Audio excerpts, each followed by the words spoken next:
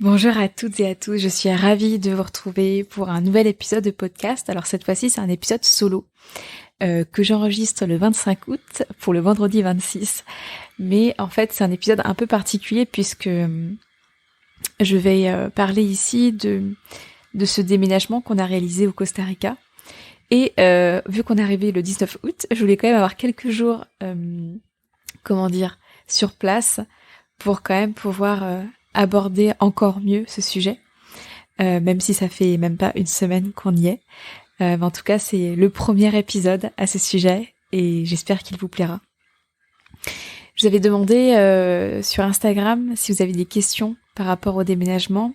Alors j'en ai reçu une bonne vingtaine. Et donc voilà, c'est la première fois aussi que je vais faire ce format ici, un peu de questions-réponses. Vous me direz si ça vous a plu. Mais en tout cas, merci pour celle-ci. Parce que ça quand même ça me permet d'aborder des sujets que en fait j'aurais pas forcément pensé seule. Donc voilà, c'est toujours précieux d'avoir vos questions, vos réflexions. Et on va commencer tout de suite. Alors, en première question, décris-nous tes premières impressions. Alors déjà, je suis assez surprise parce que donc le Costa Rica, c'est un pays qui est très très proche de l'équateur et qui est tropical. Et donc je m'attendais à peut-être supporter un peu plus difficilement le climat tropical puisque ça veut dire que c'est humide et chaud. Et en fait, à ma grande surprise, c'est pas si humide que ça, sachant qu'on est en pleine saison des pluies. Et là, pareil, j'en avais un peu une appréhension parce que quand on regarde la météo au Costa Rica, on a l'impression qu'il pleut tout le temps. Et en fait, c'est faux parce que le matin jusqu'à 15h, il fait vraiment beau, c'est grand ciel bleu, souvent. Et après, il se peut qu'en fin de journée, eh bien, il commence à pleuvoir et que la nuit, il puisse pleuvoir. Mais c'est déjà, d'une part, c'est pas tous les jours. Et vu que ça pleut en fait en fin de journée, ici la nuit tombe très tôt, ça tombe autour de 5h30, 6h. Donc en fait, c'est pas du tout dérangeant. Et donc le climat non plus. Là, d'après notre expérience ici, alors nous on est à Evita, c'est la côte Pacifique, et franchement, eh bien c'est pas si humide que ça. Après, dans notre maison, on a de la clim, donc ça aide aussi. Mais même en extérieur, c'est quand même très agréable. Alors, deuxième question, quelle a été votre plus grande difficulté à toi et ton compagnon pour la mise en œuvre de votre projet ? Il n'y a pas eu de grande difficulté à vrai dire. Ça a été plus toute la préparation, l'aspect logistique, trouver les billets d'avion. Peut-être que ça a été de trouver la ville dans laquelle on voulait habiter finalement, parce que on avait des exigences et c'était que l'on puisse aller à pied depuis notre logement à des commerces de base. Et en fait, au Costa Rica, ici, tout le monde a une voiture et c'est vraiment ça qu'on voit maintenant. Et donc, pour se déplacer, ils utilisent toujours la voiture. Et très facilement, on peut avoir une maison un peu reculée ou un peu plus dans la nature. Et ça amène à devoir marcher, comme là on le fait, sur des grandes routes ou des choses comme ça. Donc, c'est pas forcément hyper safe. Même si ici, voilà, il n'y a pas trop de problèmes, mais c'est vrai que voilà, heureusement qu'on a trouvé cette maison et voilà auquel on est quand même proche des commerces de base. Il y a un marché 2 fois par semaine, donc ça c'est vraiment très pratique. On y est en, je sais pas, 10-15 minutes à pied. Et puis on peut voilà comme ça aller dans quelques restaurants, mais on voit bien que si on a envie d'aller faire quelques attractions ou si on a envie d'aller couvrir un petit peu, là la voiture va être nécessaire. Donc potentiellement on en louera une pour commencer et puis on verra. Mais pour le moment on est à pied et aussi une autre condition c'était que on ait accès à la plage pareil à pied donc qui est maximum 20-30 minutes de marche pour y aller et là en effet on est à peine 20 minutes de marche donc c'est vraiment très confortable. Et ensuite, on voulait quand même qu'il y ait une connexion avec la nature et que ce soit une belle habitation, que ce soit une habitation dans le dur, où l'esthétisme est agréable. Pour moi, ça c'est vraiment quelque chose de très important et pour Julien aussi. Donc, on a beaucoup cherché. Nous, on a cherché sur Airbnb et puis voilà. Donc au début, on avait vu plutôt la péninsule de Guanacaste. Ça, c'est la péninsule qui est tout à gauche, donc côté Pacifique, et qui est la plus sèche lors de la période des pluies. Et en fait, on s'est rendu compte que c'était une grande enclave américaine, que c'était beaucoup des consortium. Alors j'ai plus le terme exact, mais en gros, c'est des grandes résidences et il y a tout sur place. Et du coup, c'est beaucoup de béton et très peu de nature. Donc finalement, on s'est dit que c'était pas pour nous. Et puis je connais sur les réseaux une femme qui a eu Vita déjà, et puis un autre homme. Et ils avaient l'air de vachement se plaire ici, donc on a commencé à regarder et en fait on a trouvé un logement qui nous plaisait aussi beaucoup. Donc c'est pour ça qu'on a eu Vita. Et franchement, on pense que c'est un bel endroit pour vivre. Après, on n'a vraiment pas assez de recul. Donc d'ici quelques mois, on aura sûrement davantage à partager à ce sujet. Mais en tout cas, voilà, on est satisfait. On a vraiment hâte de rencontrer aussi davantage de personnes sur place. C'est ça qui fera aussi la richesse de cette aventure. Mais voilà, au niveau de la difficulté, peut-être que c'est celle-ci finalement, trouver la ville dans laquelle on voulait vivre. Troisième question, que dirais-tu à une personne qui a peur de se lancer et de s'expatrier? Je pense que c'est vraiment un grand cheminement intérieur. Il y a toujours des peurs, il y a toujours des doutes. Je pense que ça fait partie de notre expérience humaine. Après, c'est aussi, voilà, quelles sont les valeurs, quelles sont vos valeurs. Nous, avec Julien, on a vraiment cette valeur de liberté, de temps, de déplacement et financière qui sont vraiment très profondément ancrées en nous. Et donc, lui comme moi, on avait envie de vivre une expérience à l'étranger. Alors à la base, c'était pas forcément au Costa Rica, c'était en Europe, dans les pays scandinaves, donc c'était soit le Danemark, soit la Norvège. Et puis on a eu une soif de sortir encore plus de notre zone de confort. Et puis il y a eu un post qu'on a vu sur Instagram qui évoquait une énième fois le Costa Rica. On a regardé un échappée belle Costa Rica. Et puis du coup, le soir même, on s'est dit qu'on voulait aller au Costa Rica.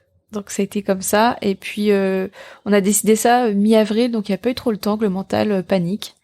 Tout est passé très vite. Donc voilà. Après, encore une fois, je pense pas que ce soit fait pour tout le monde. Il y a vraiment des personnes qui aiment bien être très ancrées et que enfin, voilà, je pense que c'est vraiment un cheminement intérieur. Mais quand on a vraiment envie de changer, de découvrir notre culture, de se sentir libre de nos déplacements, je pense que si c'est vraiment fort en soi, on arrive à déplacer des montagnes et à mettre en place les projets. Et on peut se faire accompagner aussi avec des thérapeutes s'il y a des choses à guérir, avec une coach ou un coach pour plutôt, si on a besoin d'être boosté, aller de l'avant, se mettre en mouvement, mettre en place les premières étapes. Donc on peut toujours se faire accompagner, s'entourer, se connecter aussi avec les gens sur place, ou en tout cas peut-être suivre aussi par exemple sur les réseaux sociaux des personnes expats qui sont dans un pays qui nous attire. Ça peut déjà nous donner plus d'informations sur le quotidien. Ça peut être aussi par ces petites étapes qui peuvent nous permettre d'avoir peut-être moins peur. Voilà. Alors, 4e question, as-tu des astuces utiles lorsqu'on organise son expatriation? Site utile, objet utile, lecture, podcast, démarche auxquelles les gens ne pensent pas généralement. Alors, nous, on n'est pas encore réellement expatriés. Pour le moment, on est toujours résident français. Donc voilà, parce que concrètement, c'est vraiment l'inconnu et qu'on ne sait pas non plus si ça va complètement nous plaire. Et si ça se trouve, dans quelques mois, on voudra rentrer en France ou en Europe, on ne sait pas. Donc voilà, pour le moment, nous, on n'est pas expat à 100%. Mais les sites utiles qu'on a utilisés, nous, eh bien déjà pour organiser même comme ça le voyage sur vraiment du long terme, il y a tourdumondiste.fr ou .com, là je sais pas, mais Tour du Mondiste, qui est vraiment super utile pour préparer en fonction des cartes bancaires, des assurances, les pays dans lesquels on peut aller ou pas, par rapport au Covid. Enfin, c'est une mine d'or ce site, donc franchement, je vous le conseille. C'est grâce à eux qu'on a sélectionné notre assurance. C'est grâce à eux aussi qu'on a trouvé plein d'informations sur l'aspect plutôt bancaire. Donc voilà, ça ce site c'est une pépite. Après les podcasts, vu que donc là nous on est au Costa Rica, il y a Anne-Claire Méret qui est déjà et qui a un podcast qui s'appelle Live from the Heart que je conseille du coup déjà tout court, mais en plus de ça voilà pour préparer le Costa Rica ça peut être super pratique et utile. Les démarches, alors il y en a pas énormément puisque le Costa Rica ici c'est un pays qui ne demande pas de visa pour les personnes venant des pays européens. Donc le visa automatique quand on arrive sur le pays et quand on passe l'immigration, c'est le visa touristique donc qui est valable pendant 90 jours et au bout des 90 jours, il y a obligation de sortir du pays. Alors nous vu qu'on sait pas trop encore ce qu'on va faire, il y a aussi obligation d'avoir un billet de retour de continuation dans un autre pays quand on rentre sur le territoire. Donc nous on a pris un billet pour Cancun au mois d'octobre. Et puis voilà, tout simplement. Sinon, en amont, si un jour on a envie de demander la résidence, on a demandé un extrait d'acte de naissance, un extrait du casier judiciaire. Voilà. On a mis en place des comptes bancaires un peu plus internationaux. Donc moi j'ai pris Revolut et Julien, lui il est resté sur sa Visa Premier qui a vraiment aussi une belle offre. Donc voilà. Comme ça, je pense que c'est tout en objet utile. J'ai acheté plein de sachets anti-humidité qu'on met un peu partout. Et franchement, je pense que ça peut pas mal aider, même si, comme j'ai dit, c'est pas hyper humide. Je pense qu'au niveau des matériels électroniques, même de la nourriture, enfin moi c'est que j'ai des compléments alimentaires, donc les gélules, les choses comme ça, j'ai mis des petits sachets anti-humidité dedans. Peut-être que c'est ça l'objet utile pour aller au Costa Rica. Sinon je pense que quelques t-shirts, quelques shorts, une robe, un maillot de bain ou plusieurs, ça c'est aussi très utile. S'il y en a d'autres, lors d'un post ou un nouveau podcast, j'y ajouterai mes pensées.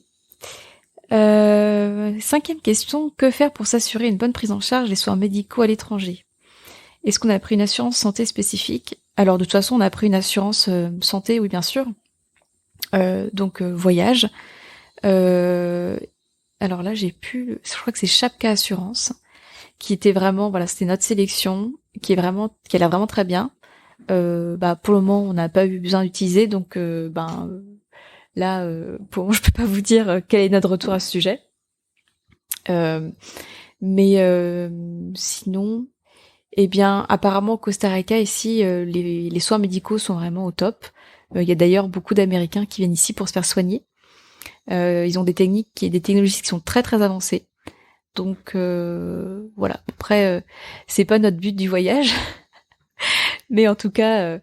Si ça peut rassurer certains, en tout cas juste pour le pays qu'est le Costa Rica, c'est ce que moi j'ai pu entendre dire. 6e question, comment réagit nos proches, amis et famille? Ils ont très bien réagi. Ils s'attendaient pas du tout à ce que ce soit le Costa Rica, ils savaient qu'on allait sûrement partir, mais pour eux c'était vraiment les pays scandinaves. Et puis on a fait en sorte aussi de passer du temps ensemble avant de partir. Et puis on sait tous en fait que aujourd'hui, il y a quand même des grandes technologies, qu'il y a Telegram, il y a WhatsApp qui existe, qu'on peut s'appeler, qu'on peut se voir. Évidemment, c'est à distance, mais voilà, ils ont quand même très bien réagi. Ils sont heureux pour nous. Et rien que ça, c'est énorme. Donc, merci à eux aussi. Alors, 7e question. Quel frein, blocage avez-vous dû surmonter d'un point de vue mindset? Pour moi et Julien. Je pense que c'était un peu, moi ce que je peux parler que en mon nom, mais ça a été cette notion, justement pour rebondir avec la famille, les amis. En fait, j'ai travaillé un petit peu avec une thérapeute. Il y avait cette notion comme si en partant j'abandonnais mes proches. Et du coup j'ai travaillé là-dessus. parce que en fait c'est juste que je vis ma vie et que c'est pas à les abandonner, c'est juste que oui, on sera pas tout proche, mais qu'en même temps voilà, chacun vit sa vie aussi. Donc il y avait peut-être ça, mais encore une fois, comme nous ça s'est passé très vite, depuis mi-avril on est à fond dans ce projet, donc il y a pas eu trop le temps de créer des blocages. Très vite on a réservé nos billets d'avion, on a trouvé notre logement. Donc après il y avait vraiment plus que la logistique, où est-ce qu'on allait mettre nos affaires de notre ancien appartement en France, les quelques papiers à demander. Donc il n'y a pas eu de grand blocage à vrai dire. Après ce qui a pu un peu nous faire peur au début, et ce qui a peut-être été un peu plus challengeant, c'est l'aspect financier, parce qu'il faut savoir que le Costa Rica c'est un pays qui est très onéreux, c'est considéré comme la Suisse de l'Amérique centrale et latine. Et c'est vrai qu'au niveau des loyers, c'est très cher. Je pensais pas dans l'immédiat mettre une telle somme par mois dans un logement. Et puis la vie en général, elle est quand même assez onéreuse, pareil. Donc ça a peut-être été plus ça parce que mon activité, elle a vraiment commencé en 2022. Donc ça fait juste quelques mois. Et je pense que c'est peut-être ça le plus grand saut. C'est vraiment le saut financier, un peu en mode bon on a choisi ça, on saute et puis la vie va faire en sorte que qu'on ait toutes les ressources pour mettre en place ce projet. Et ça s'est passé. Et puis on a aussi une grande confiance dans ce qui va aussi se passer dans les prochains mois, parce que de toute façon on se met en mouvement. Et je fais partie de celles qui croient profondément que la vie aime les personnes audacieuses. Et en tout cas, c'est ce qu'on a pu expérimenter jusqu'à maintenant. Donc, on reste sur ces vibes. Alors, combien de temps prévoyez-vous de passer là? Durée indéterminée, plusieurs années ou une durée prévue? Alors, c'est vraiment une durée indéterminée. Comme j'ai dit, donc on a un billet d'avion pour Cancun au mois d'octobre, parce que pour les visa run, en fait, il faut sortir du pays pour pouvoir y rentrer. Donc, on sait que voilà, on a une maison ici pendant 2 mois. On va aussi, se laisser le temps de découvrir le pays, de découvrir la ville dans laquelle on est, voir si ça nous convient, si on se sent appelé à rester plus longtemps, ou si par une autre opportunité, on découvre un nouveau pays. Donc vraiment c'est très indéterminé, on se laisse vraiment vivre, et c'est la première fois de ma vie que je me laisse à ce point vivre, et c'est très exaltant. Donc on verra bien ce qui sort de tout ça. Avez-vous des contacts sur place, des personnes que vous avez prévu de rencontrer? Alors on en a quelques-uns. D'ailleurs, justement, c'est assez drôle parce que c'est hier soir on a rencontré la première personne qui s'appelle Sylvain et sa compagne Charline. Et c'est très drôle parce que on savait qu'on allait dans la même ville, mais il se trouve qu'on est vraiment à juste quelques centaines de mètres, donc c'était un peu la grande surprise. Et en plus ça a été une très belle rencontre, et aujourd'hui on va faire une première initiation avec eux de free diving, donc de plongée en apnée. Et voilà, moi vraiment mon intention en venant aussi au Costa Rica, c'était rencontrer un maximum de personnes. Là j'avais un grand besoin de sociabilisation, parce que quand j'ai déménagé de Quimper à Erquy, pour moi c'était hyper important justement, au contraire, de pas être trop, j'avais pas envie de sociabiliser particulièrement. Mais là voilà, j'ai à nouveau cette envie, donc je trouve que c'est juste génial de pouvoir rencontrer des personnes. Il y a d'autres personnes avec lesquelles on va sûrement se rencontrer, on verra. La vie va aussi faire sa magie, et puis voilà, tout simplement. Alors, 11e question, en termes de budget, combien ça vous a coûté de partir de la France pour le Costa Rica? Alors, pour être complètement transparente avec vous, les billets d'avion, encore là, du coup, on est en saison des pluies, donc c'est pas la haute saison, mais la saison des pluies, donc là, les billets d'avion, donc on a pris Air France et on voulait un vol direct, on voulait pas qu'il y ait de correspondance quelque part, puisque c'est déjà un vol de 11h30, donc on va dire que c'était suffisant. Ça nous a coûté environ 900 € chacun, je crois. Et puis après, alors en termes de logement, donc nous là, la maison qu'on a, c'est une maison avec 2 chambres parce que ça c'est nécessaire puisque Julien et moi nous sommes digital nomades, donc on a besoin d'avoir aussi des espaces de travail séparés. Comme par exemple à ce moment même, c'est quand même vachement inconfortable d'avoir une pièce pour enregistrer ce podcast.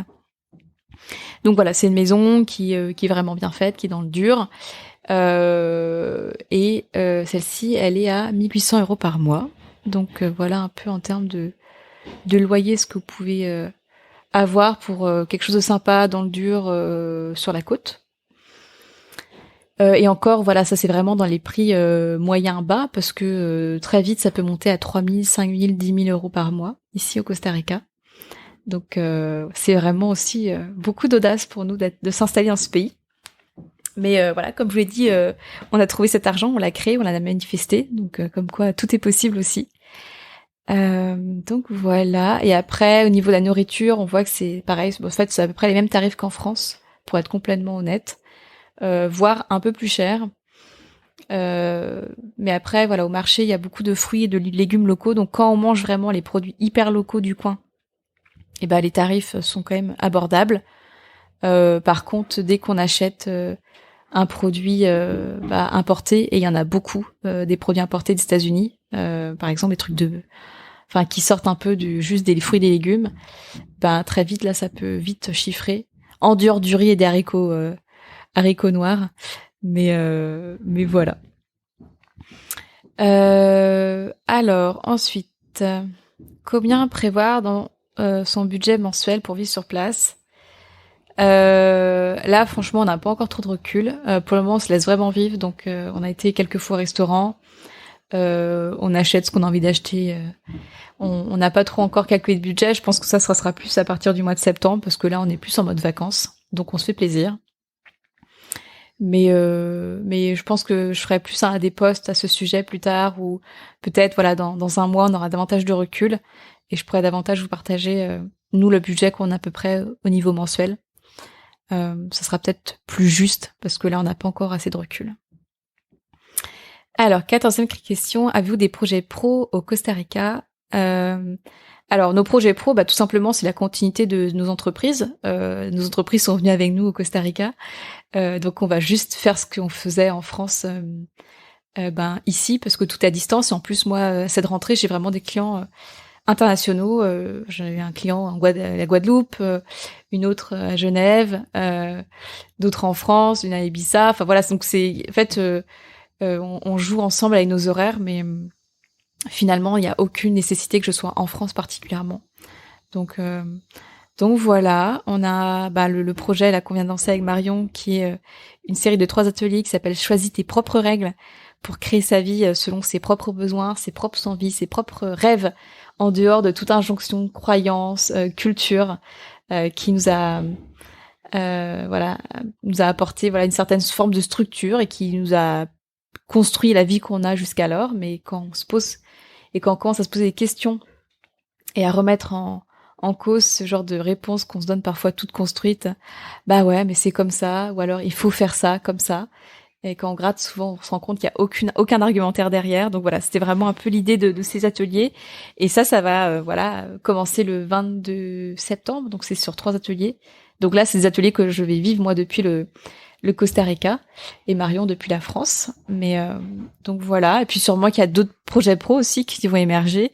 J'en ai, qui sont en train de se construire tranquillement dans ma tête. Mais dès que ça sera un peu plus concret, je vous en parlerai avec beaucoup de plaisir. Le décalage horaire est-il un avantage professionnel par rapport à la France? Alors, pour moi, c'en est un, parce que ça permet d'être décalé et du coup d'avoir davantage de temps focus, soit sur juste du temps fait pour mon entreprise, ou du temps plus focus pour moi, pour ma vie, en fait, tout simplement.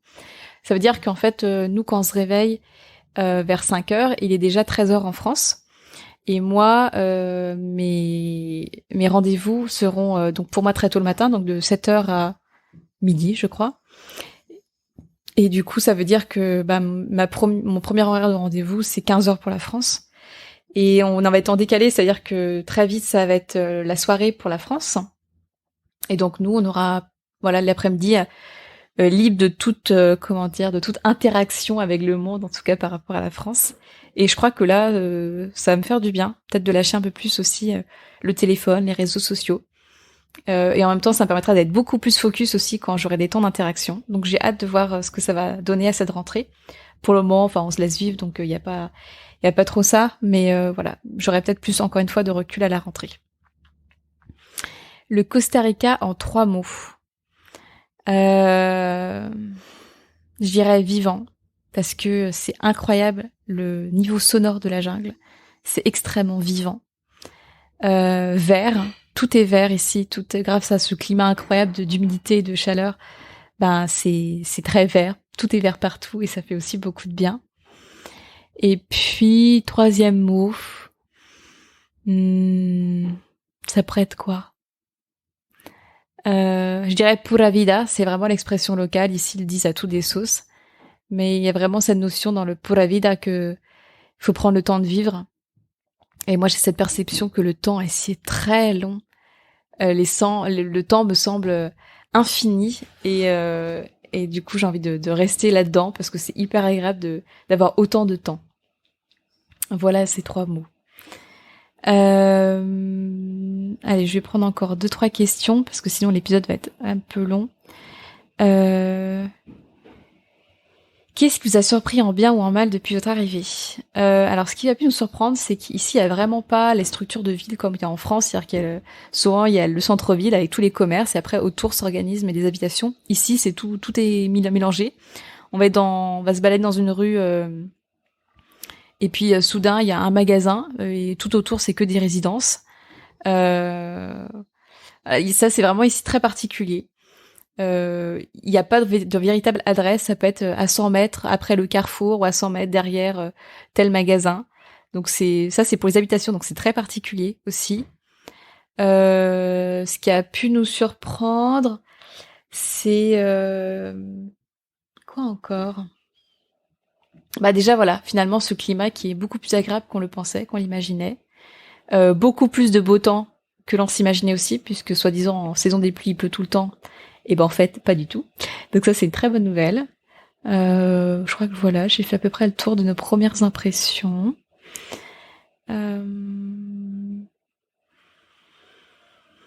Écoutez, je pense que... Ah non, ouais, je vais faire encore une autre. Là, je vois. Comptez-vous bouger ou être sédentaire au Costa Rica? Vous allez vivre uniquement dans la ville que vous avez sélectionnée, ou avez-vous le projet de vous loger dans diverses villes du pays? Alors, on est basé à Evita. Après, on a envie de bouger. D'ailleurs, ce week-end, pour notre premier week-end ici, on va aller découvrir une nouvelle ville qui s'appelle Dominical, qui est au nord de Uvita.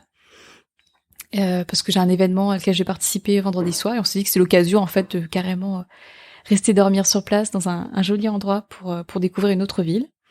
Donc on a vraiment envie de découvrir davantage le Costa Rica. Le Costa Rica, c'est un petit pays mais qui est extrêmement riche. Il y a je crois 54 microclimats. Il y a des volcans, c'est un pays qui fait la taille à peu près de la Bretagne, la Normandie. Et il y a 120 volcans, je crois, quelque chose comme ça. Et il y a un volcan qui s'appelle le Chiripo, je crois, et qui, quand on est au sommet, il fait à peu près 4000 mètres, je crois. On voit et la côte pacifique et la côte caribéenne, donc ça doit être une expérience. On a envie aussi beaucoup de découvrir la culture et la côte caribéenne, donc ça, je pense qu'on ira se faire un grand week-end là-bas. Et puis voilà, il y a d'autres villes que j'aimerais bien visiter, comme Nosara, par exemple, qui est là sur la péninsule de Guanacaste. Et puis il y a aussi les parcs nationaux comme le Corcovado, où là c'est un grand parc national où on peut voir, on a obligation d'être avec un guide, mais on peut voir des espèces incroyables. Il faut savoir qu'ici en Costa Rica, il y a 6% de la biodiversité mondiale qui est dans ce pays. Donc c'est extrêmement riche. Et voilà, donc on a plein de projets ici. Et puis on verra bien ce qu'on fait au final. Mais on est bien déterminés en tout cas à pouvoir embrasser au maximum l'expérience de ce pays. Donc voilà pour cette première approche du Costa Rica. Et c'est aussi vraiment dans cette dimension de jouer grand, de beaucoup d'audace, de se mettre en mouvement que je vais aborder cette rentrée aussi avec mes clients en copilotage. parce que mine de rien, cette aventure, cette préparation de 5 mois, ça a nécessité beaucoup de transformation interne en moi. Et puis ça, c'est forcément aussi au service de l'autre. Donc voilà, c'est vraiment cette notion d'audace, de cette énergie aussi de tout est possible. Parce que moi, il y a un an, j'écoutais Anne-Claire Méret raconter la préparation de son voyage, et puis j'ai suivi toute l'aventure quand elle arrivait ici. Et il y a un an, j'étais encore en CDI. J'avais 2 entreprises, mais qui étaient quand même plutôt au niveau financier. Enfin voilà, c'était un peu. J'ai connu aussi ce que c'est qu'entreprendre avec une certaine forme de galère financière. Et quand je vois en un an ce que j'ai pu mettre en place, ce que j'ai changé, ce que j'ai transformé, mais aussi grâce au fait que j'ai été accompagnée dans ces transformations-là, et voilà, j'ai envie de pouvoir faire goûter aussi ça à tant de personnes, que ceux qui veulent se connecter à leur plein potentiel, qu'on y aille à fond, qu'on goûte au champ des possibles. Voilà, je crois que c'est ma grande intention de cette rentrée. Voilà, écoutez, j'espère que cet épisode vous a plu. C'était vraiment une première approche ici dans ce nouveau pays, dans cette nouvelle énergie dans laquelle on est avec Julien. Et puis voilà. En tout cas, je vous souhaite une belle journée, une belle écoute, et pura vida.